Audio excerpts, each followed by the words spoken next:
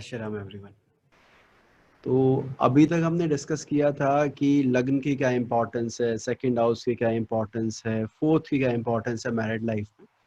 आज चालू करेंगे कि सेवंथ हाउस को क्यों देखा जाता है। अच्छा, चालू करने से पहले आपको बताऊं, योगेश जी का मेरे पास प्रश्न भी आया था कि फिफ्थ हाउस बीच में रह गया, सीधा सेवंथ पे जंप हो गई, फिफ्थ भी तो इम्पोर्टेंट है, उसको देखना भी चाहिए था। I agree with him, fifth को भी लेंगे लेकिन आज नहीं, अभी तो सेवंथ को ही करते हैं। और फिफ्थ सेवंथ के बाद आता है ना, मतलब अगर हम देखें मैरिज के बाद बेबी की बात होती है, तो उसको फिफ्थ को हम बाद में ले लेंगे। अच्छा, तो जब हम सेवंथ हाउस और मैरिड लाइफ के बारे में सोचते हैं कि कैसे बताएं कि लाइफ पार्टनर कैसा होगा, कैसे बताएं कि मैरिड लाइफ कैसी होगी, उसकी स्टेटस कैसी होगी। वैसे तो देखो इजी है, मैं बताऊं बहुत ज्यादा डिफिकल्ट नहीं है, लेकिन जब हम पेपर पर लिखते हैं ना तो बहुत सारे पैरामीटर्स हैं जिनको चेक करना बनता है। उनमें से जो इम्पोर्टेंट है वो मैं आपको अभी बता रहा हूँ। तो देखिए, सबसे पहले हम तो जानते ही हैं, आप लोग भी जानते हैं कि सेवंथ हाउस से लाइफ पार्टनर का विचार होता है, ये हमने किताबों में पढ़ लिया। सेवंथ हाउस भी क्या, मतलब सेवंथ हाउस में जो साइन है उससे, या वहां जो प्लैनेट बैठे हैं उससे, किससे ज्यादा हमें देखना चाहिए, किसको प्रायोरिटी देनी चाहिए। सर्वार्थ चिंतामणि में लिखा है कि अगर सप्तम भाव में शुक्र हो तो व्यक्ति अत्यधिक कामुक होता है। अगर सप्तम में मरकरी हो तो अपनी वाइफ पसंद नहीं आती है, बाकी सबकी वाइफ पसंद आती है। सप्तम भाव में अगर गुरु हो तो केवल अपनी पत्नी में आसक्ति रहती है। ऐसे करके अलग अलग ग्रहों का फल बताएं। और जब आप वो फल किताबों में पढ़ते हैं ना तो कई बार तो डर डर जाते हैं। डरने का मतलब क्या है कि पहले के टाइम में क्या था कि मोर्टेलिटी रेट ज्यादा थी, पहले ज्यादा लोग मरते थे, जल्दी मर जाते थे। लाइफ स्पैन उतना लंबा नहीं था अगर हम बीच की बात करें। और you know infant mortality rate या डिलीवरी के टाइम पर जो मौतें होती थी वो भी बहुत ज्यादा थी। कई बार माँ नहीं बचती थी, कई बार बच्चा नहीं बचता था। और आप लोगों ने भी देखा होगा, हमने भी देखा है कि हमारे दादा या नाना या उनसे ऊपर की पीढ़ी की दो दो तीन तीन शादियां होती थी। तो कारण शायद सिंपल सा यही था कि पहले के टाइम पर स्त्री की जो लाइफ स्पैन है वो छोटी हुआ करती थी। इस वजह से किताबों में हर जगह पे उसकी मृत्यु हो जाएगी, उसका वध हो जाएगा, या वो नहीं रहेगी, यही सारी बातें बार बार घूम घूम कर आती। पर आज के टाइम पे हमें ये सोच के लगानी है कि भैया आज हम उसको कैसे यूज कर सकते हैं, जब लाइफ स्पैन भी सही है, पॉलीगैमी भी अलाउड नहीं है, मल्टीपल मैरिजेस अलाउड नहीं है कि आप कई सारी शादियां कर सकते हो, ऐसा तो नहीं हो सकता, अधिकतर तो नहीं करते हैं। तो ये जो बात है सप्तम में बैठे ग्रह कैसे फल देंगे उसको समझना होगा। एक और चीज मैं आपको बताऊं, एक व्यक्ति ने मुझे कहा था कि सप्तम भाव में जितने ग्रह बैठे होते हैं व्यक्ति की उतनी शादी होती है। तो उसने गलत नहीं कहा था, ये उस समय की बात है जब श्लोक लिखा गया था तब इतना होता होगा। आज के टाइम में उतनी शादियां कैसे हो सकती है अगर किसी के 3 या 4 ग्रह बैठे हो सेवंथ हाउस में। देन हाउ कैन वी से कि भैया आप 3 या 4 शादी कर सकते हो भारत में। सप्तम का स्वामी कैसा बैठा है, ये सेकंड सबसे इंपॉर्टेंट बात होती है कि भैया सेवंथ लॉर्ड की पोजीशन ये बताती है कि कितना आप आपका वैवाहिक सुख कैसा रहेगा, लाइफ पार्टनर की स्टेटस क्या होगी। आगे बढ़ते हैं। इसके बाद सप्तमेश का नक्षत्र, ये बहुत इंपॉर्टेंट हो जाता है आपके लाइफ पार्टनर का ट्रेट देखने के लिए। आप ये देखिए, अगर आपने गुण मिलान सुना हो कि लड़का लड़की के 36 में से कितने गुण मिल रहे हैं, तो उसका जो बेस रहता है वो नक्षत्र रहता है कि आप किस नक्षत्र में हुए हैं, आपका लाइफ पार्टनर किस नक्षत्र में हुआ है। उसी तरह सेवंथ लॉर्ड का नक्षत्र, वर्ड पे ध्यान दीजिएगा, उसकी इंपॉर्टेंस क्या होती है वो भी आने वाले वीडियोस में शेयर करेंगे। और सप्तम भाव का नक्षत्र, सेवंथ हाउस में कौन सा नक्षत्र पड़ा, उसको क्या कैसे देखते हैं, उसका फलित कैसे करते हैं। फिर चंद्र कुंडली की अपनी इंपॉर्टेंस है, और मून चार्ट से सेवंथ हाउस पर भी नजर डाली जाती है जब भी कभी मैरिड लाइफ भी छोड़िए, आप किसी भी चीज की प्रिडिक्शन कर रहे हो, करियर की कर रहे हो, बच्चों की कर रहे हो, एजुकेशन की कर रहे हैं, तो आपको न केवल लगन कुंडली चंद्र कुंडली से भी विचार करना चाहिए, और करना मतलब जरूरी है। अगर आप वो भूल जाते हैं, छोड़ देते हैं, तो सही तरीका नहीं है कुंडली देखने का। इसके अलावा नवांश कुंडली के बारे में आपने सुना है कि डिविजनल चार्ट बहुत इंपॉर्टेंट है, उसमें भी D9 जो है मैरिड लाइफ के बारे में बताता है। इसको भी कवर करना है। फिर अगला पॉइंट दारा कारक, अगर आपने कभी सुना हो तो जैमिनी में कहते हैं कि जिसकी डिग्री सबसे कम होती है वो लाइफ पार्टनर की तरह एक्ट करता है, या वो बताता है आपका लाइफ पार्टनर कैसा होगा। इसके अलावा एक और चीज, अष्टक वर्ग और शुक्र, ये एक टॉपिक रहेगा जिसके ऊपर हम आने वाले टाइम में वीडियो करेंगे, और कैसे शुक्र का भिन्नाष्टक हेल्प करता है अच्छे लाइफ पार्टनर या सूटेबल लाइफ पार्टनर ढूंढने में, वो अब हम करेंगे।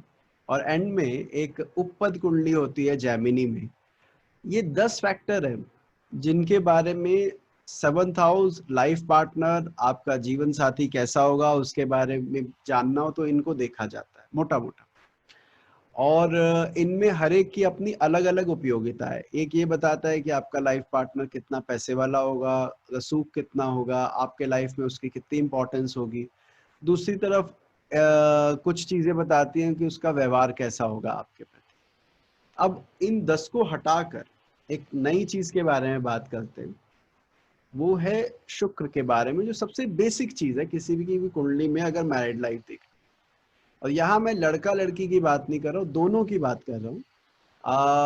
नारद पुराण में लिखा है कि अगर किसी व्यक्ति के जीवन में सुख देखना होना कि बंदा कितना सुखी है, तो केवल शुक्र को देखना, बाकी किसी को देखने की जरूरत नहीं है। बाकी अपना अपना अलग अलग ग्रह अपना रोल प्ले करेंगे, लेकिन शुक्र के पास आपका सुख आया है, वैवाहिक जीवन का सुख हो, पारिवारिक जीवन का सुख हो, धन का सुख हो, सबके लिए आपको शुक्र देखना होता है। तो जब, और हम जानते हैं कि अपना मेल के चार्ट में, पुरुष के चार्ट में शुक्र को जीवन साथी का कारक माना गया है या पत्नी का कारक माना गया, वहां उसकी इंपॉर्टेंस और बढ़ जाती। और जैसे अभी मैं कई बार पहले भी बता चुका हूं कि शुक्र न केवल पत्नी का कारक है, शुक्र रोमांस का कारक है, बॉन्डिंग का कारक है बिटवीन हस्बैंड एंड वाइफ। कितना उन दोनों के बीच में इंटीमेसी रहेगी, कैसा फिजिकल रिलेशन रहेंगे, कैसे मेंटल रिलेशन रहेंगे, अगर देखना हो तो शुक्र को देखें। अब इसके बारे में शास्त्रों में क्या बताया गया है, कुछ स्पेशल श्लोक या प्रिंसिपल मैं अभी दिखा रहा हूँ, और फिर मैं बताता हूँ इसको लगाना कैसे। तो जायावत बोलते हैं पत्नी का जीवित ना रहना, पत्नी का चले जाना। और जैसे मैंने पहले कहा कि श्लोक में किस तरह से लिखा हुआ है वो उतना इम्पोर्टेंट नहीं है, आज के टाइम के अकॉर्डिंग आपको देखना पड़ेगा कि वो किस तरह से अप्लाई हो सकता है। तो अब वो मृत्यु दर तो कम हो ही गई है स्त्रियों की, तो इस वजह से मरने वाली बात तो नहीं लगती है, लेकिन मैरिड लाइफ में प्रॉब्लम नजर आती है। कब कब, यहाँ पे प्रिंसिपल देखिएगा, पहला ये बताया गया कि यदि शुक्र पाप ग्रहों के बीच में हो, दो पाप ग्रहों के बीच में अगर शुक्र आ जाए, तो बोला गया कि मैरिड लाइफ के लिए अच्छा योग नहीं है। इसके बाद शुक्र से चौथे, 8वें और 12वें घर में पाप ग्रह, शुक्र जहां भी बैठा है वहां से 4, 8, 12 में अगर पाप ग्रह हो तो भी मैरिड लाइफ के लिए नेगेटिव योग है। जैसा बताया गया कि पत्नी नहीं रहेगी। और शुक्र यदि पाप ग्रहों से युत या दृष्ट हो, वो तो सीधा सा प्रिंसिपल है, शुक्र पीड़ित हो यानी कि, तो फिर मैरिड लाइफ पर उसका नेगेटिव असर आता है।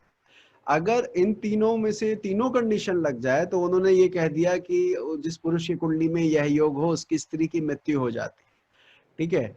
और जितने ही दुर्योग अधिक होंगे, जितने ज्यादा ऐसे नेगेटिव कॉम्बिनेशन बनेंगे, उतना ज्यादा स्ट्रॉन्ग नेगेटिव इन्फ्लुएंस रहेगा।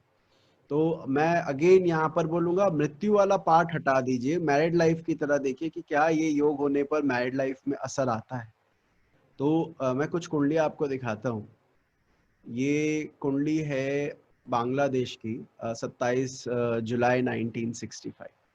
अब इस कुंडली पर अगर आप ध्यान दें तो आपको ये दिखेगा कि शुक्र किसी पाप ग्रह के साथ नहीं है, एक शुभ ग्रह के साथ है। शुक्र के दोनों ओर एक एक पाप ग्रह है। अब उन्होंने कहा था कि पाप मध्य हो।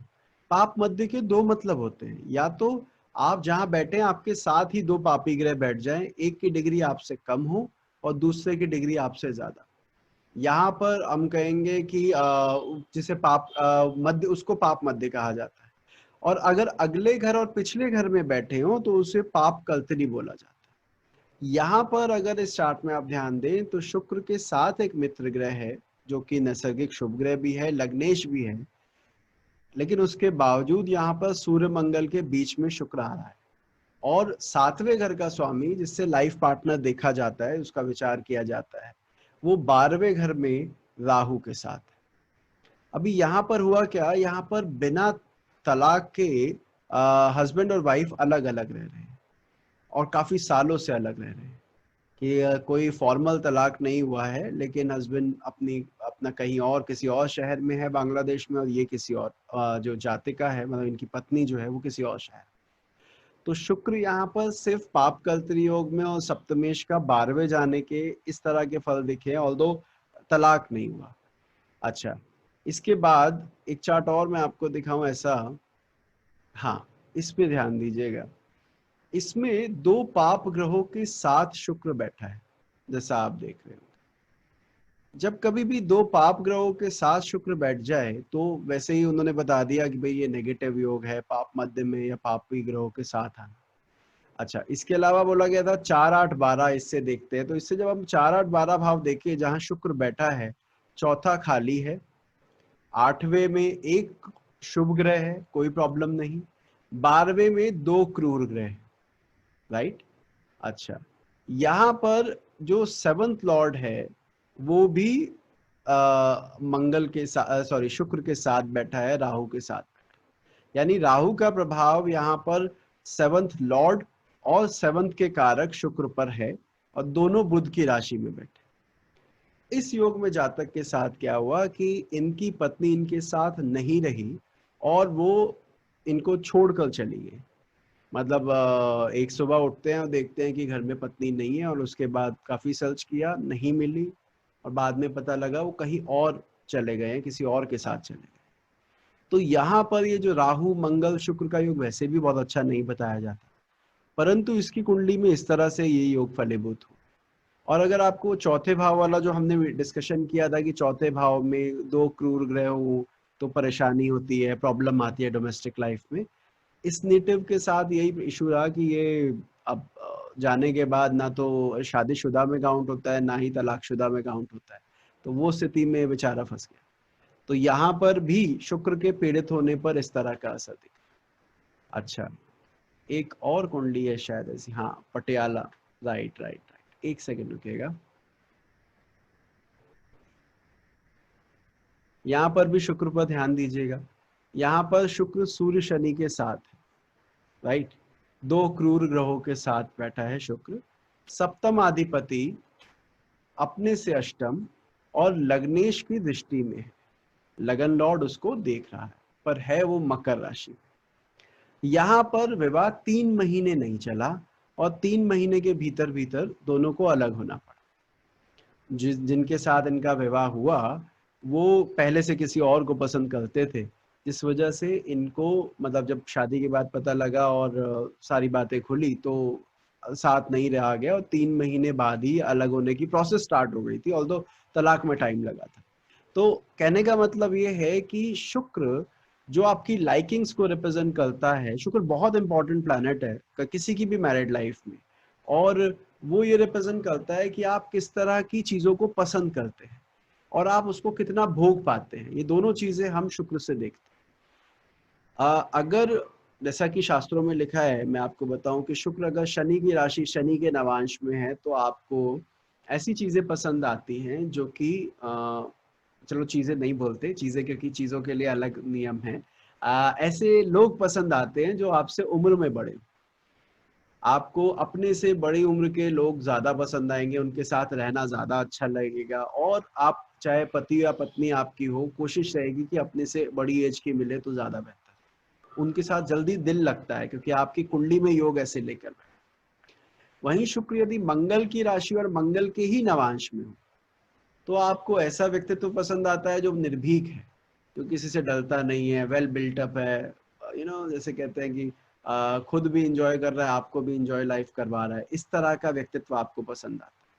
अगर लड़के की चार्ट में है तो भी ऐसी पत्नी चाहता है जो करेजियस हो, बोल्ड हो, सामने वाले को सुना सकती। तो ऐसे शुक्र किस राशि में बैठा है, किस नवांश में बैठा है, वो ये भी बताएगा कि आपकी लाइकिंग्स क्या है, और दूसरा, अगर शुक्र पीड़ित या बली जिस भी अवस्था में हो, वो ये भी बताएगा कि इसका असर आपकी जिंदगी पर क्या होगा, मतलब कि कितना सुख उसका आप भोग पाए। अभी वापस उस चार्ट पे चलते हैं जो मैं दिखा रहा था। ओके, यहाँ पर देखिए, यहाँ पर अगर आप शुक्र पर ध्यान दें तो हुआ क्या कि शुक्र इस कुंडली में छठे घर में गया और एक क्रूर ग्रह के साथ हुआ। शुक्र से 4, 8, 12 अगर भाव पे आप ध्यान दें तो चौथा भाव शुक्र से ये बनता है जो कि खाली है, वेल वेरी गुड। शुक्र से 8वां घर ये बनता है जहां मंगल है। शुक्र से 12वां घर ये बनता है जहां राहु है। यहाँ पर भी सब जगह पे क्रूर ग्रह आए हैं शुक्र से 4, 8, 12 में, और शुक्र स्वयं छठे में क्रूर ग्रह के साथ। ये कॉम्बिनेशन भी एज आई सेड अर्लियर, और जो श्लोक के माध्यम से मैं बताना चाह रहा था, ये अच्छा नहीं माना है, इसको नेगेटिव काउंट किया जाता है। यहाँ पर क्या हुआ, यहाँ पे तलाक नहीं हुआ, लेकिन व्यक्ति बिहार का है, चेन्नई में कार्यरत है, पत्नी बिहार में ही है, और ये अभी से नहीं है, 15, 16 साल ऐसे अलग रहते रहते हुए। तो अब वैवाहिक हैं लेकिन पत्नी के साथ नहीं है, वो वाला योग यहाँ बनता है। जब कुंडली आई और ये देखा गया कि मंगल लगन में लग्नेश होकर बैठा है, तो इसको तो बहुत अच्छा योग माना जाता है। आप सब जानते ही हैं इस बारे में। भाग्य का स्वामी चंद्रमा बनता है, वो भाग्य स्थान को देख रहा है। कर्म का स्वामी सूर्य बनता है, वो कर्म स्थान को देख रहा है। और तो मतलब पंचम का स्वामी बृहस्पति बनता है, वो पंचम को देख, बाकी सारी चीजें ठीक है। पर ये शुक्र का छठे में जाना, शनि के साथ जाना, सप्तमेश होकर जाना, और उसके बाद वहां से 4, 8, 12 में क्रूर ग्रह का आना, ये नेगेटिव योग। इसको उल्टा करके भी आप जरूर लगाइएगा और आपको अच्छा फल मिलेगा। उल्टा करके मतलब जैसे हमने कहा कि शुक्र पाप ग्रह पाप मध्य में हो, तो आप शुक्र अगर शुभ ग्रह शुभ मध्य में है तो बहुत अच्छी बात है। शुक्र से 4, 8, 12 में अगर शुभ ग्रह है तो बहुत अच्छी बात है। शुक्र अगर शुभ ग्रहों से युत या दृष्ट है तो भी बहुत अच्छी बात है। मतलब इसी को रिवर्स कर दीजिए तो ये बता देगा कि भैया आपकी मैरिड लाइफ कितनी सुकून भरी रहने वाली। तो ये शुक्र के बारे में बताया गया। यहाँ पर ये कुछ केसेस थे। अच्छा, आगे बढ़ते हैं और एक और श्लोक देखते हैं जो कि शुक्र से ही संबंधित है और बहुत इंपॉर्टेंट है जब चार्ट में देखना हो। अच्छा, देखिए, ये कई बार बात आती है कि 7वें घर में बैठा शुक्र पत्नी के लिए अच्छा नहीं होता अगर मेल चार्ट है तो। ये आप लोगों ने भी सुना होगा कि 7th में शुक्र कार को भावनाशाय लग जाता है, पत्नी की मृत्यु हो जाती है, इस तरह से बताया। लेकिन इस स्टेटमेंट के अकॉर्डिंग जो मैंने अभी आपको दिखाई, तो इसमें क्या बताया गया है कि शुक्र यदि सप्तम, काम भाव लिखा है ना ऊपर, कामे, कामे का मतलब है सप्तम, सुत बोलते हैं संतान को यानी पंचम, भाग्य बोलते हैं 9th हाउस को। अगर वहां पर भृगो, भृगो मतलब शुक्र बैठा हो और किसी पाप ग्रह के साथ बैठा हो तो आपको विकल धारा प्राप्त होती है। विकल धारा किसे बोलते हैं? जीवन संगीनी ऐसे मिलती है, ये मेल पर ही अप्लाई होगा ये वाला प्रिंसिपल। वैसे मैं बता दूं, फीमेल के केस में उसकी मैरिड लाइफ पे असर पड़ेगा, लेकिन मेल के केस में उसकी लाइफ पार्टनर के स्वभाव पर असर पड़ता है। इस योग से विकल होती है। विकल का मतलब कोई बताएगा मुझे, आप में से अगर बताना चाहे, किसे कहेंगे विकल? Bechen, not बेचैन, having. Right right right right. बेचैन कह दीजिए, अनस्टेबल कह लीजिए, स्टेबिलिटी नहीं है। और यहाँ पर शारीरिक विकलता भी आती है, ध्यान रखिएगा, मतलब शरीर में कोई कमी हो जाए, बीमार रहे। तो बहुत सीधा सा प्रिंसिपल, 5, 7, 9 में अगर वीनस है और अगर किसी मेलेफिक प्लैनेट के साथ है तो आपका लाइफ पार्टनर या तो खुद बेचैन रहती है और आपको भी बेचैन रखती है, ठीक है। दूसरा ये है, अगर वो कमजोर होके पाप ग्रह के साथ है तो वो बिचारी स्थिति में चली जाती है। मतलब क्या कहूँ कि शारीरिक रूप से कोई कमी है, कुछ किसी तरह की परेशानी है, तबीयत सही नहीं है, जिस वजह से आप भी परेशान है और आपका लाइफ पार्टनर भी बहुत अच्छा नहीं। अच्छा, यही भाव क्यों? 7th हाउस तो चलो समझ में आता है, जो कार को भाव नाशाय लग जाएगा, सप्तम में शुक्र पीड़ित हो गया तो भाव भी गया, उसका लॉर्ड भी गया। पंचम आपकी लाइकिंग्स का है, पंचम आपकी पसंद का है। अगर ऐसे में व्यक्ति लव मैरिज करे जिसके पंचम में शुक्र पीड़ित हो केतु से पर्टिकुलरली, या शनि से, तो वो अपना सर खुद ही ओखली में दे रहा है। मतलब मेरा कहने का मतलब है वो उसको पता नहीं है, लेकिन वो अनइंटेंशनली खुद अपने लिए परेशानी क्रिएट कर रहा है। ऐसे में बताया जाता है कि बेटा अगर किसी कुंडली में हो तो कोशिश करें कि अपने लाइफ पार्टनर को अपने पेरेंट्स को चुनने दें, या जिसको आप पसंद भी करते हैं उसके बारे में 10 बार सोचें कि क्या मैं सही डायरेक्शन में जा रहा हूँ, क्या मैं सही डायरेक्शन में जा रही हूँ, कि भाई यहाँ पे कोई दिक्कत तो नहीं है। क्योंकि आपको वो लोग पसंद आएंगे जो थोड़े अटपटे से हैं या जिनके साथ कुछ परेशानी है। तो ये बताया गया शास्त्रों में। इसको आगे देखते हैं।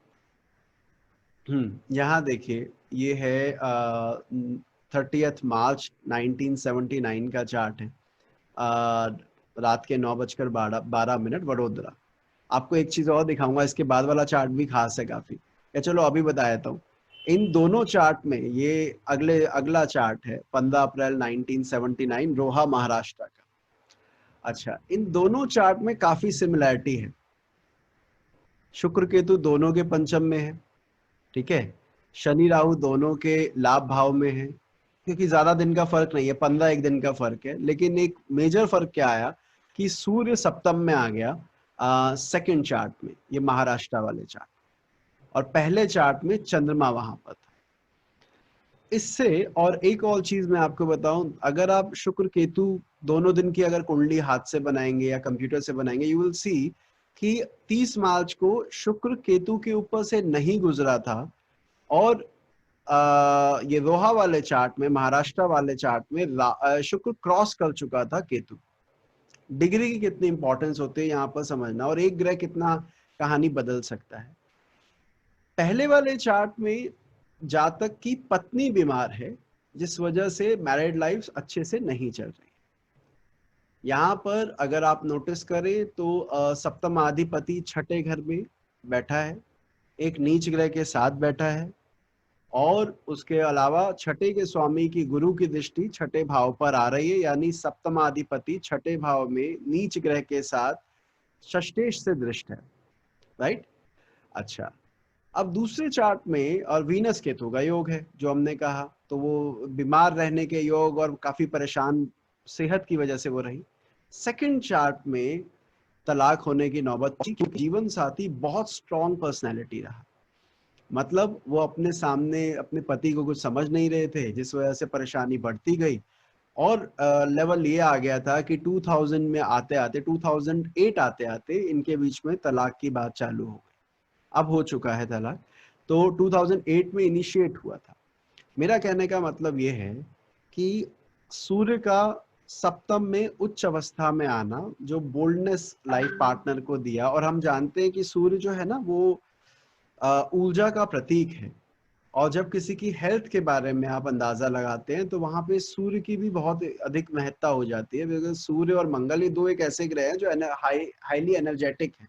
इसका कनेक्शन भाव भावेश से बनना सेहत के मामले में कुछ पॉजिटिव रिजल्ट देता है, अगर वो बुरे भावों का स्वामी ना हो तो यहाँ पर सूर्य होने के बाद परेशानी इस तरह से आई, दूसरी कुंडली में दूसरी तरीके से।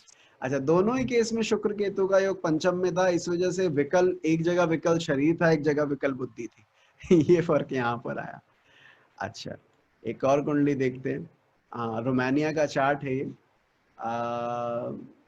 आप अगर यहाँ देखें तो शुक्र मंगल केतु 7th हाउस में है, तो यहाँ पे दोनों प्रिंसिपल लगते हैं। दोनों कौन से कि शुक्र पाप ग्रहों के मध्य हो, जो पहला वाला प्रिंसिपल था, और 7th हाउस में शुक्र का पीड़ित होना वो भी लगता है। आपको पता हो, रोमानिया एक ऐसी कंट्री बताई जाती है जहां पर लोग बहुत खूबसूरत होते हैं, बहुत सुंदर होते हैं। जातक का विवाह एक ऐसी कन्या से हुआ, एक्सॉल्टेड वीनस 7th हाउस में है, एक्सचेंज है 9th लॉर्ड और 7th लॉर्ड के बीच में, अगर आप नोटिस करें तो।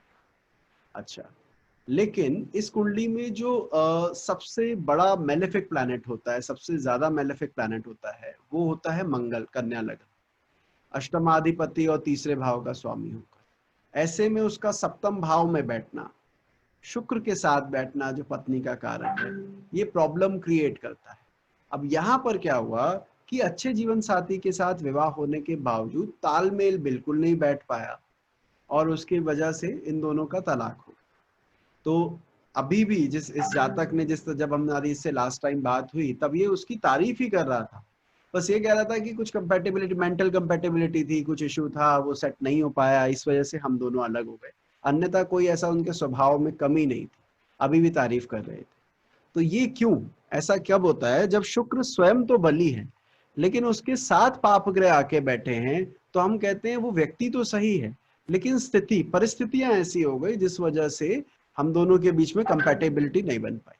वहीं अगर ये नीच का होता शुक्र, तब ये योग होता, तो आप गलत पार्टनर चुनने की वजह से, गलत इस व्यक्ति के साथ जुड़ने की वजह से आपको परेशानी आती, या मैं यूं कहें कि आपकी जो एक्सपेक्टेशन होती वो फुलफिल नहीं हो पाती। यहाँ पर इस तरह देखते।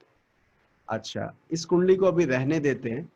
हाँ, ये एक और कुंडली मैंने यहाँ पर इसलिए लगाई, ये बताने के लिए कि हर बार शुक्र का 579 में जाना जो लोग कहते हैं कि बुरा होता है, यहाँ पर आप अगर ध्यान से देखें तो यहाँ पर शुक्र त्रिकोण में ही है, 9th हाउस में ही है, बट मेलेफिक इन्फ्लुएंस में नहीं है, एक्सॉल्टेड है और एक डेबिलिटेटेड प्लैनेट के साथ। जातक जैसा कि आप देख रहे हैं पाकिस्तान से है, इसकी लाइफ पार्टनर की ये हमेशा जब भी बात होती है तारीफ करता है कि ऐसी बीवी मिली है कि जिसकी वजह से मेरी सारी चिंताएं दूर हो गई। एक बात और यहाँ पे सुनिएगा, शुरू में मैंने बताया था, वैसे तो इसके बारे में आगे डिस्कस करना है, कि गुरु यदि सप्तम भाव में हो तो आप अपने जीवन साथी में ही आसक्त रहते, अगर अकेला हो तो यहाँ पर वो अकेला भी बैठा है गुरु 7th हाउस में, लेकिन साथ साथ वीनस एक्सॉल्टेड भी है, associated with one natural benefic planet, mercury के साथ है जो उसका मित्र है। ऐसी स्थिति में ये हमेशा उसकी तारीफ करता है, लेकिन ये जातक यूके में बेस्ड है और इसके जो लाइफ पार्टनर है वो पाकिस्तान में। तो लेकिन अभी भी एज पर हिम शादीशुदा जिंदगी बहुत अच्छी चल रही है और ये जब मिलते हैं तो उनकी तारीफ करते हैं। तो यहाँ पर एक बात और समझना, जब कोई उच्च का ग्रह किसी नीच ग्रह के साथ युति कर लेता है तो वो व्यक्ति जो उच्च का हुआ है वो किसी और की ऑब्लिगेशन अपने सर ले रहा है, कोई और रिस्पॉन्सिबिलिटी की वजह से उसकी एक्सॉल्टेशन वीक हो रही है। जब हम कहते हैं ना कि नीच के ग्रह के साथ उच्च का ग्रह बैठेगा तो नीच भंग हो जाता है, तो उसी तरह यहाँ पर उच्च के ग्रह के साथ अगर नीच का ग्रह बैठेगा तो आप कुछ ऑब्लिगेशन सर्व करने के चक्कर में, अपने रिश्ते निभाने के चक्कर में, बाकी चीजों के लिए आपको सफर करना पड़ता है। तो यहाँ पर वही केस है कि ये कॉम्बिनेशन होने के बावजूद जीवन साथी की तारीफ कर रहा है लेकिन दोनों अलग अलग है। तो यहाँ जुपिटर भी तो डेबिलिटेटेड है ना, लेकिन 7th हाउस में। हाँ जी, यहाँ इसका पर बृहस्पति नीच का है 7th भाव में, दिग्बलहीन है और वैसे भी नीच का है। दिग्बलहीन मतलब लगन में दिग्बली होता है, ऑपोजिट है। पर हाँ उससे अपोजिट डायरेक्शन में है। पर फॉर्चुनेटली 9th लॉर्ड लगन को देख रहा है 7th में बैठकर, तो इसमें हम ये बोलेंगे आफ्टर मैरिज आपकी ग्रोथ हुई होगी। ठीक है, अब क्योंकि वो डेबिलिटेटेड है, इसका असर कहाँ पर पड़ेगा? इसका असर लाइफ पार्टनर की हेल्थ पर और पिता की स्टेटस पर पड़ेगा। लाइफ पार्टनर की हेल्थ क्यों? क्योंकि ये 6th लॉर्ड होकर 7th में बैठा है।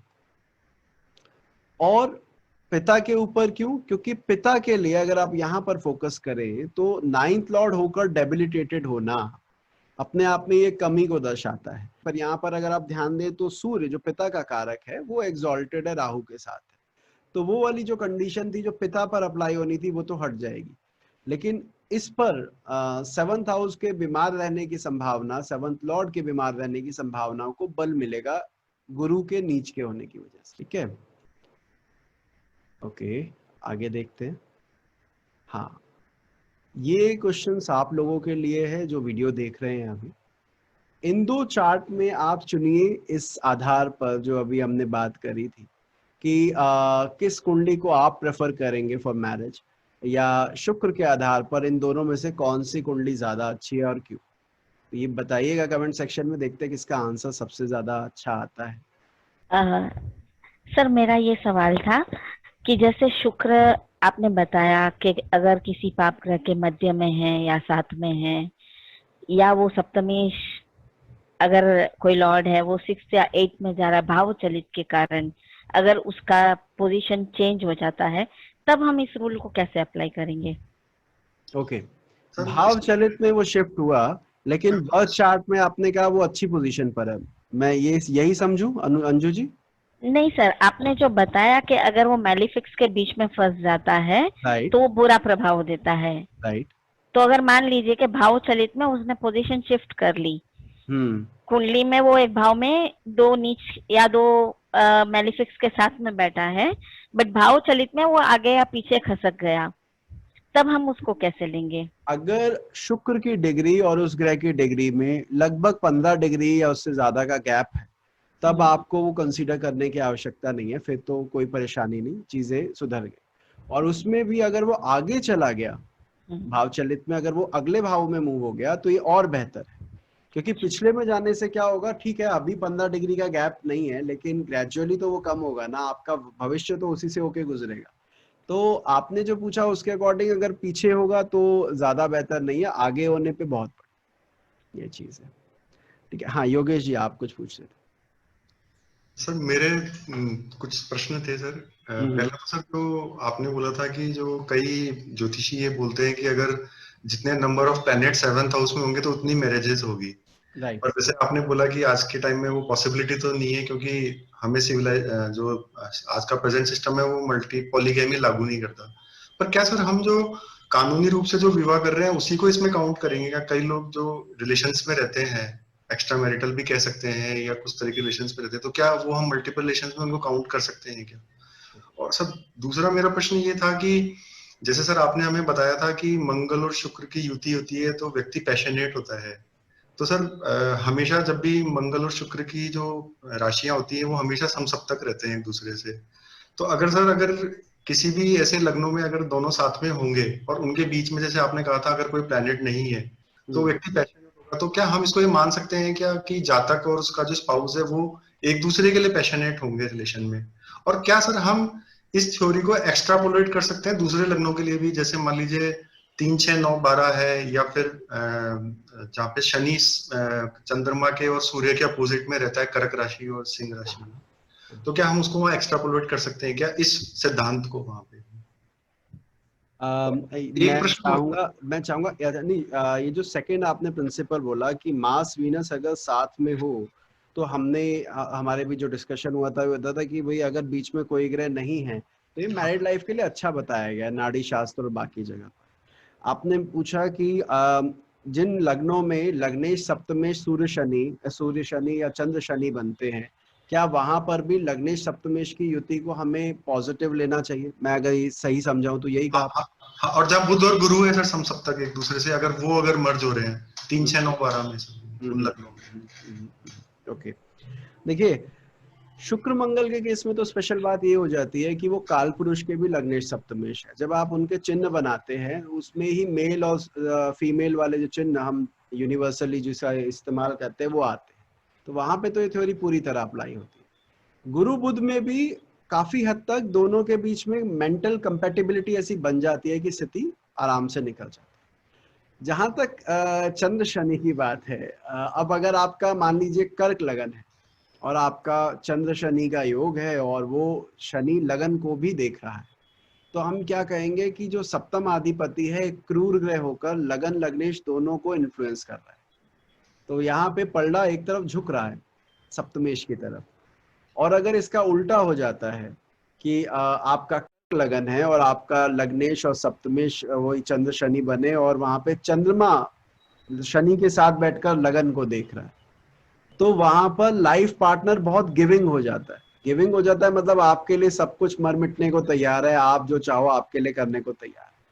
अच्छा, सूर्य शनि में ये सिद्धांत पूरी तरह से फ्लॉप हो जाता है। मतलब वहां पे तो देखिए आप जिन दो ग्रहों की बात कर रहे हैं वो उन दोनों का आपस में कोई तालमेल नहीं है। वहां पर हम ये बोलते हैं कि अगर इनमें परस्पर दृष्टि संबंध है ना, if they are 1/7 from each other, एक दूसरे को देख रहे हैं, वो ज्यादा बेहतर है साथ बैठने से, क्योंकि वहां पर दो फायदे हो जाएंगे। एक तो शनि वक्री हो जाएगा और यानी उसको भी बल मिल रहा है, एक दूसरे से दृष्टि संबंध है, मतलब एक तरह से कहिए कि एक वैवाहिक जीवन में प्रॉपर स्पेस देते हुए दोनों एक दूसरे को सपोर्ट कर रहे हैं, तो ये ज्यादा बेहतर है। अच्छा, फिर पहला सवाल जो आपने पूछा था, एक बार मैं सच बताऊं तो मैं, आप दोबारा बोलिएगा, वो मैं सुन सर लिया। हाँ, वो जैसे विवाह, आप, सॉरी हाँ हाँ, सॉरी सॉरी, मल्टीपल मैरिज है सर। हाँ right right right, multiple marriage, कि अगर सप्तम में जितने ग्रह बैठते हैं व्यक्ति उतने विवाह करता है। देखिए, नियम तो ये भी कहता है कि लगन में यदि लग्नेश बैठा है तो भी व्यक्ति 2 विवाह करता है, ठीक है। अब जब हमने पढ़ा, हमने कहा ये क्या लिखा हुआ है, ऐसे कैसे हो सकता है भाई, लगन में लग्नेश बैठ गया तो 2 विवाह। तो जब हमने पढ़ा, या जिस जिस टाइम पर वो किताबें लिखी गई, उस टाइम पे जो रिसोर्सफुल बंदे होते थे वो एक से ज्यादा विवाह करते थे, क्योंकि पैसा खूब है, तो जितने ज्यादा बच्चे किए जा सकते थे, परिवार भी बढ़ा लेते थे, क्योंकि पैसा खूब होता था, तो कोई वो फाइनेंशियल इनसिक्योरिटी नहीं थी। आज के टाइम में वो प्रिंसिपल नहीं लग सकता। जब आप कहते हैं कि 7th हाउस में मल्टीपल प्लैनेट हो, तो क्या हमें उससे मल्टीपल रिलेशनशिप तो काउंट कर ही सकते हैं? बिल्कुल, मैं अग्री करूंगा कि it's not only about life partner, मतलब कि आपका जीवन साथी ही है, आपके और तरह के संबंध भी हम सप्तम से ही देखते हैं।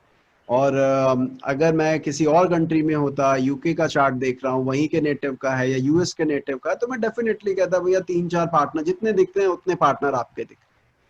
पर इंडियन कल्चर में थोड़ा सा ये मैंने देखा है कि जिनकी कुंडली में 3 या 3 से ज्यादा ग्रह भी इकट्ठे हैं, वो एक ही जीवन साथी के साथ अभी तक तो चला रहे हैं क्योंकि या तो नियम ऐसे है, जो कानून ऐसा है।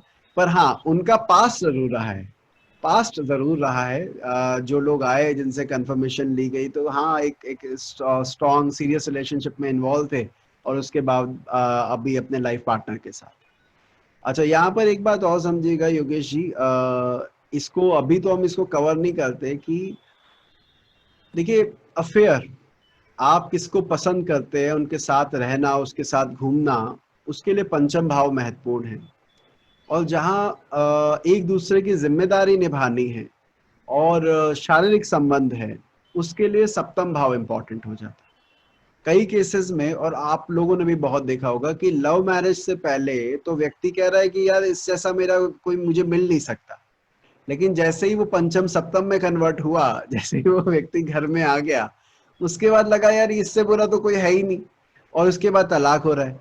तो कहने का मतलब ये है कि जब हम अफेयर बोलते हैं, या अफेयर वर्ड के भी कई मतलब है ना, तो अफेयर अगर जो सिर्फ सोच के हैं, साथ के हैं, जिसमें आप एक दूसरे के साथ कमिटमेंट बहुत ज्यादा बड़ी नहीं है, या फिजिकल रिलेशनशिप इन्वॉल्व नहीं है, तो आप पंचम पर जा सकते हैं।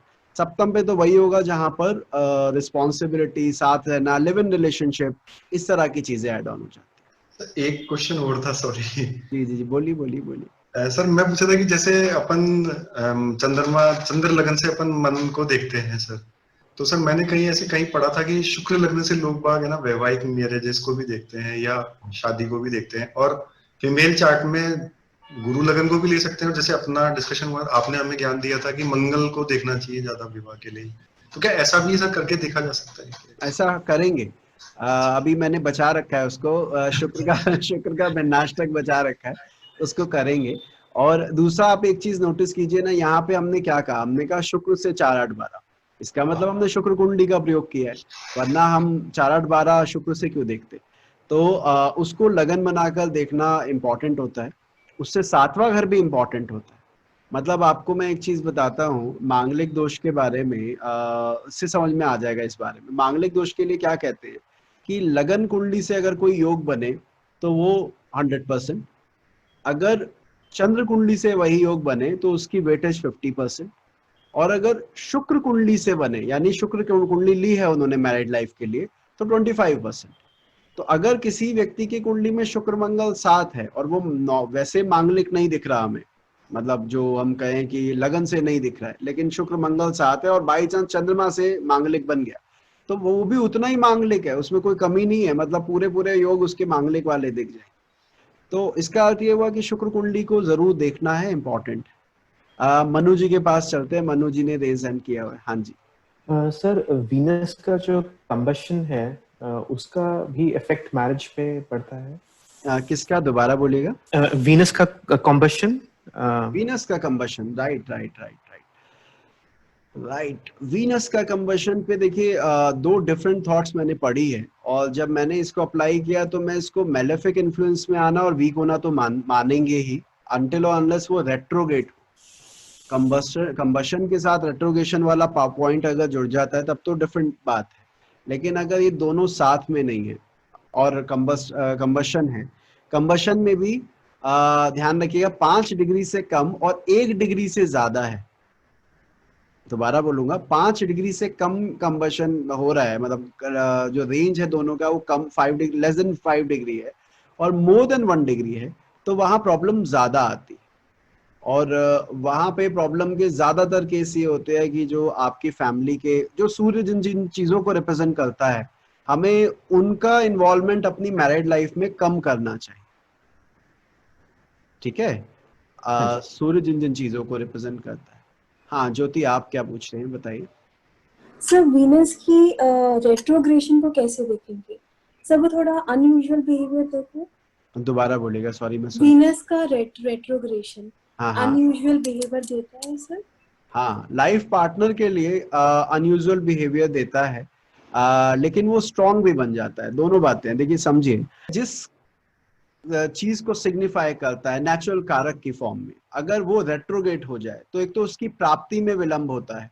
जैसे शुक्र वर्ग अगर वक्री हो गया तो शुक्र की प्राप्ति में आपको विलंब होगा। आप वो जो आपने कहा कि आम भाषा में मैं बोलूं कि रिश्ता होते होते रह जाना, बात बहुत क्लोज पहुंच के रह जाना कि अभी कल शादी हो जाएगी या अगले महीने हो जाएगी, फिर पता लगा फिर वापस आ गए। एक तो ये ड्रॉबैक आता है इसमें जब ये योग बनता है। दूसरा, शुक्र अगर वक्री है और पापी साइन में है, क्रूअल साइन में है, तब ये कंसर्न बन जाता है आपके लाइफ पार्टनर के बिहेवियर के लिए कि यार ये थोड़ा सा इसेंट्रिक बिहेवियर रहेगा, सनकी रहेगा, समझना मुश्किल है, समझाना मुश्किल है, इस तरह की प्रॉब्लम रहे। और वहीं अगर ये लड़की के चार्ट में भी है तब भी हम कहते हैं जब हस्बैंड ऑन होता है तो वाइफ ऑफ हो जाती है, जब वाइफ ऑन होती है तो हस्बैंड ऑफ हो जाता है। मतलब दोनों जो कंपेटिबिलिटी है कि वो जब वो प्यार से बात कर रहा है तो वो मुंह फुला के बैठे, और जब उसे मौका मिला तो दूसरे वाला चुप हो गया है, गुस्से में आ गया। तो ये दोनों कॉम्बिनेशन दिखते हैं जब वीनस रेट्रोग्रेड, ठीक है, इसको इस तरह देख सकते हैं। बाकी एक काम करते हैं, अगली क्लास में बात करते हैं, अगले सेशन में इसके बारे में। और अगली बार कौन सा टॉपिक ले इनमें से जो अभी आपको दिखा रहा था, कोई पर्टिकुलर आपको लगता हो कि ये इसको पहले करना चाहिए? हाँ सर, अष्टक वर्ग। अष्टक वर्ग, हाँ चलो ठीक है, ये एक अच्छा रहेगा। शुक्र वाला पार्ट थोड़ा और पूरा हो जाएगा बिकॉज वो भी शुक्र से कनेक्टेड है जो हम उसके बारे में करेंगे। तो ठीक है, नेक्स्ट टाइम हम उसी के बारे में बात करते हैं। बाकी आप लोग, हाँ योगेश जी। सर जैसे शुक्र जो है वो भोग का प्रतीक है, तो क्या जो 4, 8, 12 जो मोक्ष के त्रिकोण है, तो क्या उसमें शुक्र का रहना अच्छा माना जाएगा या नहीं माना जाएगा? राइट। मैं ये कहना चाह रहा था कि अगर आपने इसमें भी देखा हो, ये जो अभी हमने शुक्र कुंडली वाला कॉन्सेप्ट लिया, तो हमने क्या बोला कि यहाँ पे 4, 8, 12 में पापी ग्रह नहीं होने चाहिए, यही कह रहे थे हम। तो 4, 8, 12 में क्यों कह रहे थे? क्योंकि मोक्ष के भाव ही भोग के भाव होते हैं। क्यों कहते हैं 12वें में शुक्र बैठा हो तो व्यक्ति भोगी होगा, चौथे में शुक्र बैठा हो तो आपको संपदा मिलेगी, आप चौथे में दिग्बली हो जाता है शुक्र। और जब वो चीज नहीं होगी, अगर भोग नहीं हुआ तो अपने आप ही आप मोक्ष की तरफ बढ़ गए। एक तो ये बात है, और एक बात और भी आती है, जैसे मैं कुछ संतों का मैंने सुना, वो कहते हैं भोग को पूरी तरह से भोगने के बाद आप जब तृप्त हो जाते कि हाँ बस अब सब कुछ देख लिया, अच्छा बुरा, अब मुझे किसी चीज की अभिलाषा नहीं है, अब मुझे कुछ नहीं देखना, तो आप मोक्ष की तरफ जाते हैं। आपकी इच्छाओं का मरना ही मोक्ष प्राप्ति का पहला प्रिंसिपल है। तो उस आधार पर 4, 8, 12 भाव जब हम मोक्ष के लिए कहते हैं वही भोग के लिए भी है। हमें सिर्फ ये देखना है कि यहाँ पर बैठा कौन है। अगर जैसे अब आपने ये सवाल पूछा तो इसके साथ ये भी जुड़ता है कि अगर इन भावों में शनि, मंगल, राहु जैसे ग्रह है, क्रूर ग्रह है, तो हम बोलेंगे आपको भोग से जबरदस्ती खींच के अलग किया गया है। मतलब प्रकृति ने आपके सामने ऐसी कंडीशन पैदा कर दी कि आपको वो छोड़ना पड़ा। जैसे डायबिटिक पेशेंट को मीठा छोड़ना पड़ा, समझ रहे हो कि वो खाना तो चाहता है, आज भी मन है, आज भी कहीं पे कुछ स्वीट डिश आ रही है तो उसका मन कर रहा है, लेकिन आप नहीं खा सकते। ये है क्रूर ग्रह की मार। और बृहस्पति है तृप्त होकर आपने छोड़ दिया कि बस हाँ बहुत हो गया, अब नहीं खाना मैंने। तो ये इसीलिए ग्रहों पे निर्भर करता है कि आप वो मोक्ष वाले भाव कहलाओगे या भोग वाले। आप सभी का धन्यवाद, आप सब लोग यहाँ जुड़े और पार्ट लिया इसमें, क्वेश्चन पूछे। ज्योतिष संबंधित जानकारी के लिए आप इस चैनल को सब्सक्राइब कर सकते हैं और अगर ये वीडियो आपको पसंद आई हो तो इसको लाइक करना ना भूलें। मिलते हैं अगली बार इसी विषय के साथ। जय श्री राम।